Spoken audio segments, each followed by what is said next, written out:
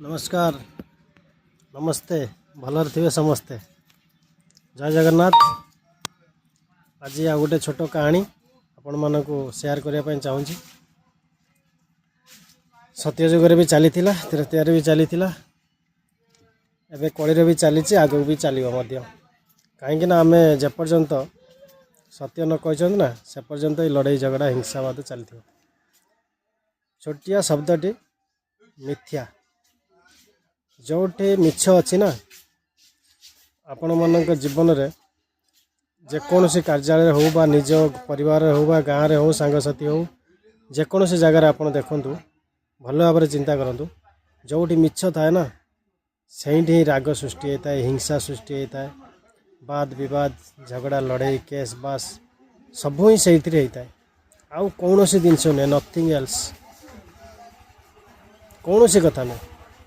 तेणु आम सबुआड़े सत कहवा मिथ्या कहवा नहीं। मिथ्या नुहे कहानी सृष्टि होता है। छोटिया केसटी बहुत लंबा होता है। सामना वाला मिछ कही चलता है। केसटा लंगरिंग हो जाता है। तेणु मिछ कहीकि किसी लाभ नहीं। समस्ते ही क्षति पड़ती। आग को यही मिछ न कहवा मिछ कहीकि लंगरिंग करवा ये सब प्रॉब्लम होली आग को गोटे आईन आसो। मु जहाँ जानी जे मिछ कह महापाप आउ दंडित हम आईन रे। जे मिछ गवाही देव ना साक्षी सी भी अरेस्ट हम। जे मिछ लिखि सी भी अरेस्ट हम। एमती गोटे आईन आसवाई चाहूँ। आपण मान समस्त को अनुरोध आपण मैंने सब सत्य कहवा को चेष्टा करूँ।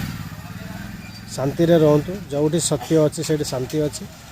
मिछ को प्रश्रय दिंतु नहीं। मिछटा बहुत बैड हिंसा सृष्टि करता है। मिछटा घृणा आसता है। समस्त मन में घृणा भरी जाता है मिथ्या को नहीं। तेणु क्या नीच क्या उच्चा देखा मिछ कहवा ये सब भल नहीं। मो मन को आसला छोटिया कथाटी आपण मानक शेयर करुच्ची। भल लगे कमेंट शेयर करेंगे। आ समस्त को भाई माने बंधु माने मोर प्रियजन सबुआड़े सत्य कहवाई चेष्टा करूँ।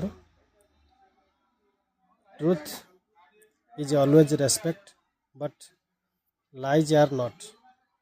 ये कथाटे मन रखिए। भल लगे वीडियो टी बार बार देखिए।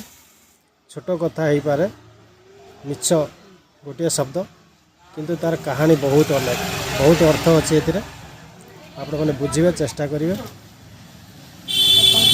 ये कही मोर वाणी को विराम देवाई चाहूँगी।